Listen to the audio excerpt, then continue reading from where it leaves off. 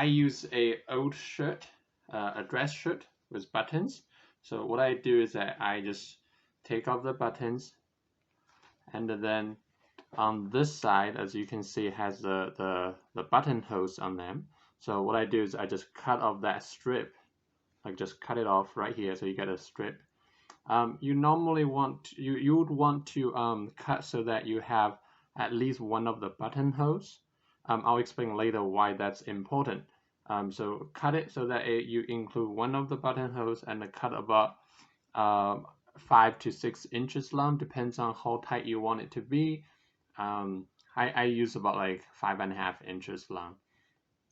And then you want to take 2 buttons from the other side of the dress shirt. You need 2. So let me show you what I have from. This is what I cut off from another shirt. So as you can see, this is about 5.5 inches, and I have 2 holes here. So what I'm going to do is that I'm going to sew a button that's like that's a bit below this first hole right here, so that when I put the button through the hole, I create a loop right there. That way, this loop, I can unbutton it, I can button it, but the loop is there. I'll show you in a second, but let me show you how to put the button on.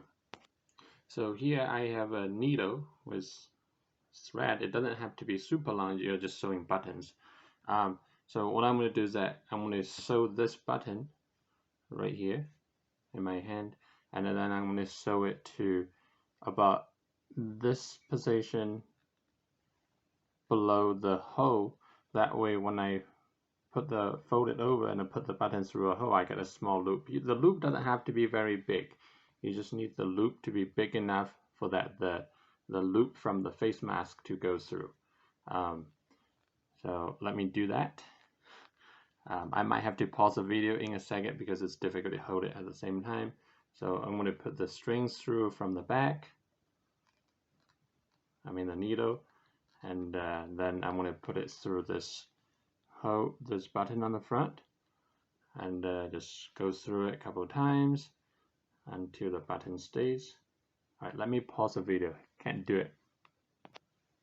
Okay, so here I have the button sewed to that strip I cut off the shirt, and then as you can see, if I put the button through this hole here, I create a small loop right there. That will be in a, like I said earlier, it doesn't have to be big. It's the loop is this loop here is small enough for that, for like the loop on the face mask to go through. That's all. Now what I'm going to do is I'm going to put the second button on this. So I'm going to put the second button towards the end of the strip. Well, if you want it to be tighter, you might want to take your mask, try it out and see how tight you want it to be. If I put it close towards the middle, then it's going to be too tight for my face mask. I'm going to put it more towards the end, like you can see. So I'm going to sew the here. It really doesn't matter which side you want it to be. Generally, when you wear it on the head, you want the buttons to face the outside, right? It's not facing, it's not pressed against your head, the back of your head. So you want it to be, that on the opposite side of the strip. So this side is going to be facing the air, the back side is facing my head. So I'm going to put the button on the opposite side. So I'm going to sew this button there. Then I'll come back. Hello, I'm back. So I have sewed the second button to the bottom, as you can see. So this is what you want to have at the end, with the one end folded a bit, create a bit loop using the hole that's there, and using a button, right? So that's what it looks like. You have a hole, a button, another button. Now, you could switch it a bit. If you cut a piece that has the hole in the middle, then you can sew the button up here. That way when you fold it over, it still creates a loop. So it really doesn't matter where the button is, as long as it's somewhere near the hole to make a loop. Now the second button just at the end of the strip you have. Right. So this is the one, this is the second one I have, as you can see, slightly different. So here I cut it such that there's a bit extra at the end of the hole. So I sew the button, as you can see, it's on the opposite side.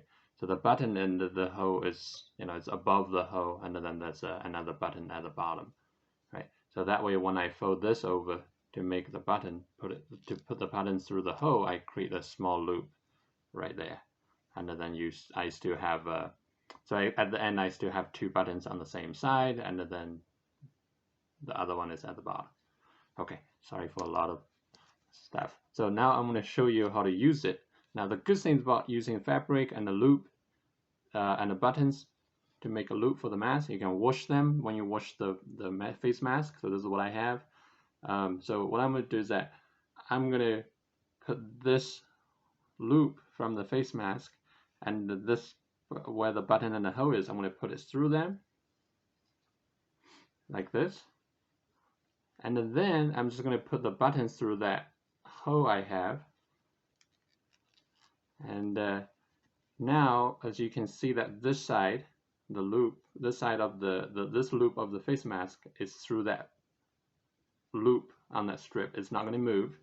And then the other side of the face mask, as you put it on, on the back of your head, you can just quickly put this button through this loop. It's a loose one. It's not going to come off. Shouldn't come off after you wear it on your head. It should be tight enough to stay there.